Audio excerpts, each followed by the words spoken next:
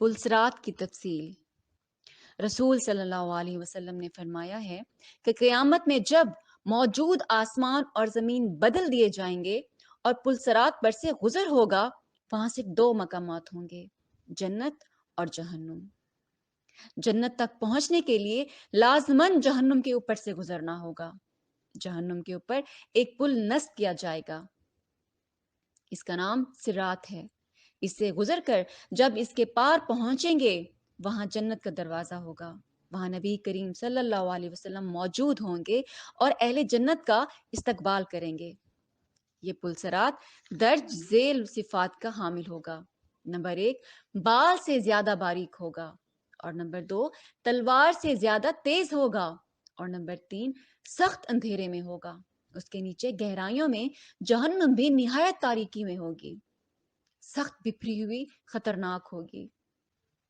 Number चार, गुनाहगार के गुनाह इस पर से गुजरते वक्त मुजस्सिम उसकी पीठ पर होंगे। अगर इसके गुनाह ज्यादा होंगे तो उसके बोझ से उसकी रफ्तार हल्की होगी। अल्लाह ताला उस सूरत में हमें अपनी पनाह में रखेगा। और जो शख्स गुनाहों से हल्का होगा तो उसकी रफ्तार पुल पर से तेज होगी। और नंबर पांच, इस पुल के ऊपर आंकड़े लगे हुए होंगे और नीचे कांटे लगे हुए होंगे, जो कदमों को जख्मी करके उसे मुतासिर करेंगे। लोग अपने बदआमालियों के लिहाज से इससे मुतासिर होंगे।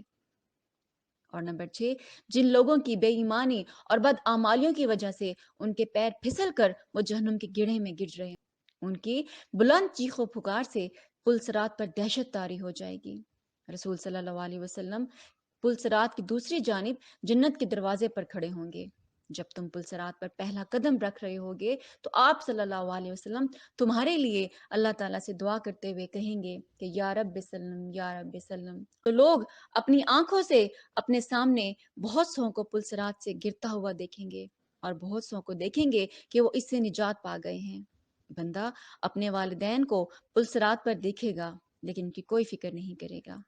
वहां तो बस एक ही फिक्र होगी कि किस तरह खुद पार हो जाएं। रिवायत में है कि हजरत आयशा रजी अल्लाह ताला अन्हो कयामत को याद करके रोने लगी।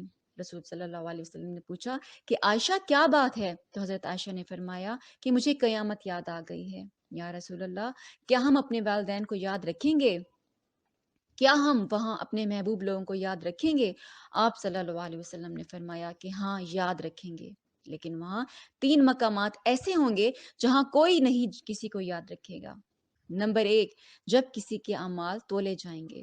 नंबर दो, जब नामा अमाल दिया जाएगा। और नंबर तीन, जब पुलसिरात पर होंगे। लिए हमें हर वक्त अल्लाह से दुआ करनी चाहिए कि या अल्लाह, हमें ऐसा खुशनसीब बना दे और उन खुशनसीबों में कर दीजिए जो पुलसिरात को आसानी से पार कर लें।